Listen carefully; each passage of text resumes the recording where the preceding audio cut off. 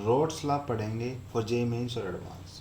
तो इससे पहले हमें दो चीज़ों का पता होना चाहिए, एक होता है वोलेटाइल कंपाउंड्स और एक होता है नॉन वोलेटाइल कंपाउंड्स। तो वोलेटाइल कंपाउंड्स क्या होते हैं?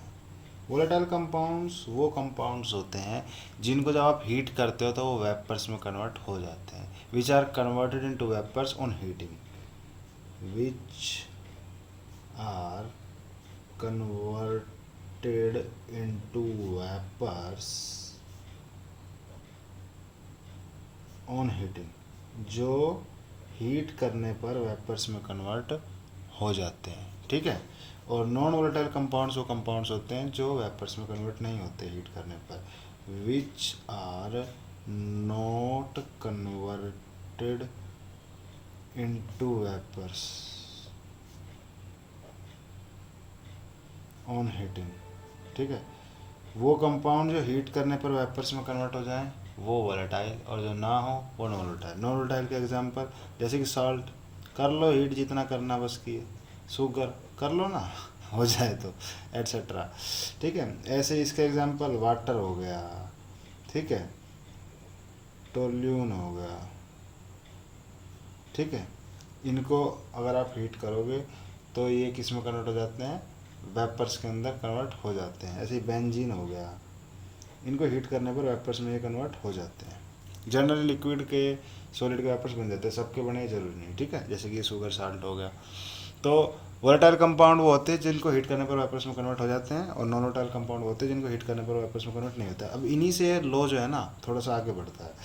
अगर आपका सोल्यूट वोलेटाइल है, रोड्स लॉ, पहला लॉ क्या है? RAULTS, Raoult's law for volatile solute.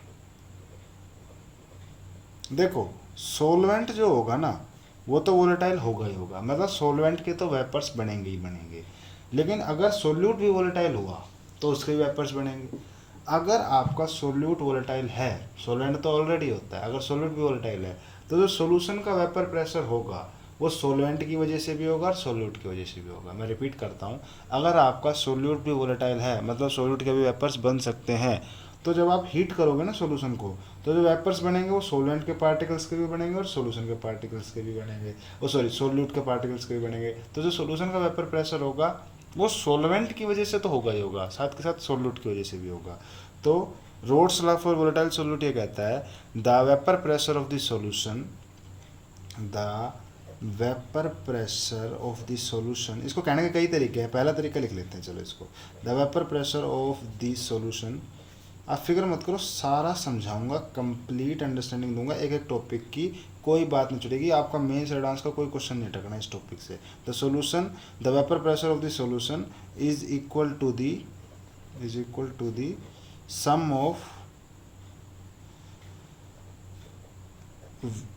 Of partial vapour pressure of solvent and solute, मतलब जो सॉल्यूशन का वेपर प्रेशर आएगा ना वो सोलवेंट के पार्शियल वेपर प्रेशर और सोल्यूट के पार्शियल वेपर प्रेशर का सम होगा। ए मतलब सोलवेंट, बी मतलब सोल्यूट, पी ए मतलब partial vapour pressure of solvent, P B मतलब partial vapour pressure of solute, ठीक है।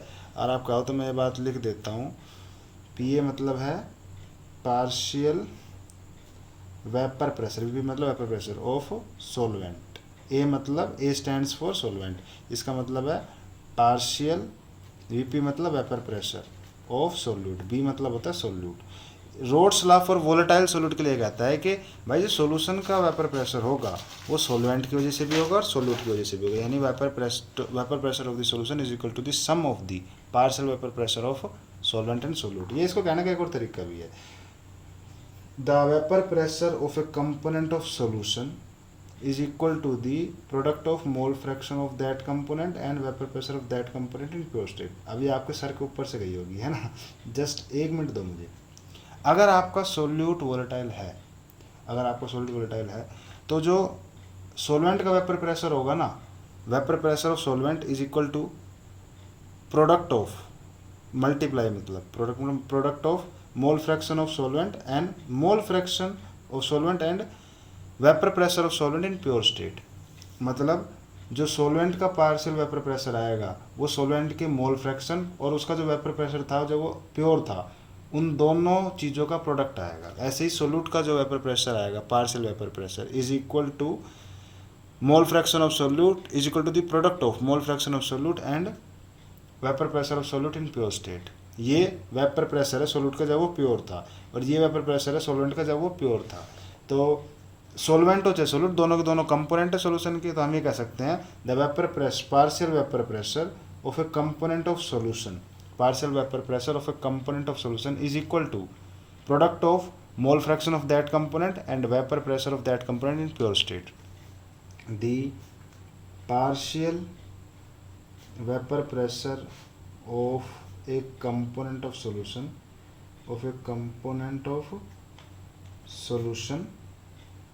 is equal to the product of mole fraction of that component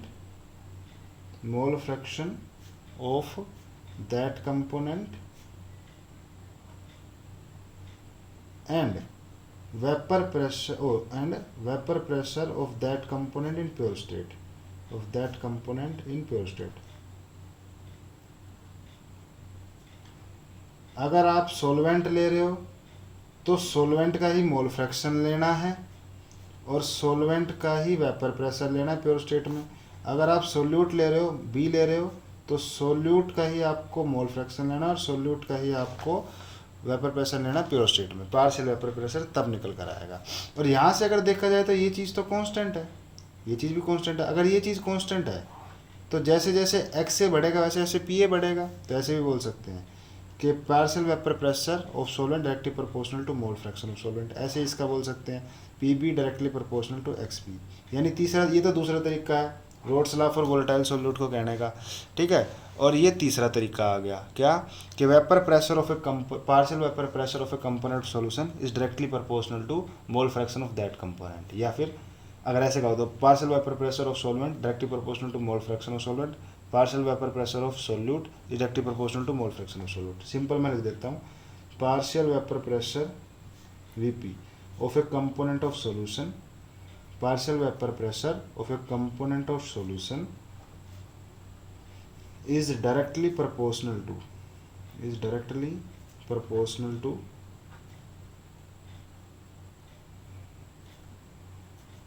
mole fraction of that component,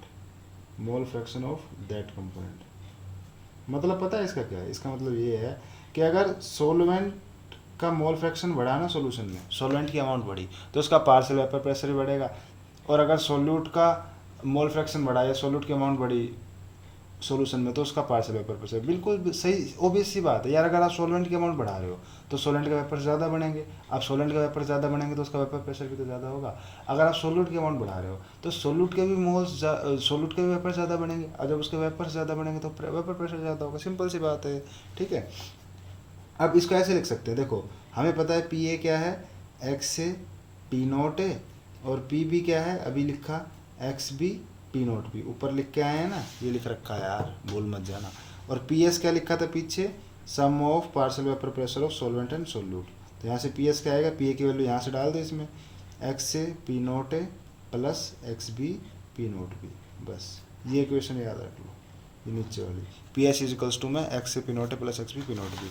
अब अगला Raoult's law for non volatile solute, Raoult's law ये दूसरा law है for non volatile solute,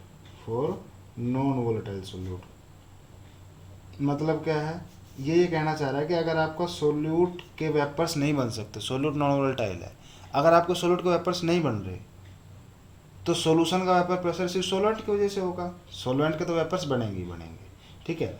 अगर आपको solute के वेपर्स नहीं बन रहे तो जो सोल्यूशन होगा उसका वेपर प्रेशर सिर्फ सोल्वेंट की वजह से होगा, सोल्यूट की वजह से नहीं होगा। यानी vapour pressure of solution is equals to the partial vapour pressure of solvent only. इसके अकॉर्डिंग क्या है, according to this law the vapour pressure of solution is equal to partial vapour pressure of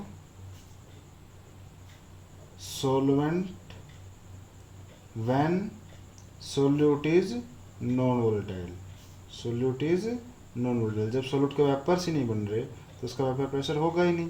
उसका vapour pressure नहीं होगा तो यहाँ पे हम जीरो पुट कर देंगे, या यहाँ पी बी को जीरो पुट कर देंगे तो पी एस इक्वल्स टू में पी ए आ जाएगा। ठीक है, और पी ए क्या होता है हम पढ़ चुके हैं, एक्स से पी नोट है, तो पी एस किसके इक्वल आएगा, पी ए के तो इक्वल ही है, एक्स से पी नोट है, तो ये पी नोट है तो कांस्टेंट होता है प्योर स्टेट का वेपर प्रेशर, तो P S directly proportional to आ गया एक्स से। यानी जब आपका सोल्यूट नॉन वोलेटाइल है तो सॉल्यूशन का वेपर प्रेशर सॉल्वेंट के मोल फ्रैक्शन के डायरेक्टली प्रोपोर्शनल होगा। Vapour pressure of solution is directly proportional to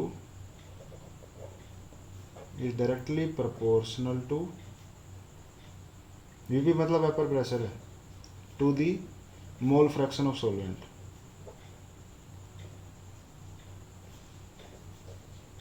mole fraction of solvent when solute is non volatile, when solute is non volatile। तो I hope आपको ये video समझ में आई होगी। अगर समझ में आई होगी तो लाइक करना, शेयर करना और चैनल को सब्सक्राइब करना। कोई पॉइंट समझ में नहीं आया हो, कहीं पे कोई बात समझ में नहीं आ रही हो, कमेंट करके बताओ, मैं ज़रूर आपके वो डाउट क्लियर करने की कोशिश करूँगा। और अगर किसी भी टॉपिक पे आप वीडियो बनवाना चाहते हो तो वो भी मुझे कमेंट करके बुलाओ। तो आज के लिए इतना ही, मिलते हैं अगली वीडियो में, टाटा।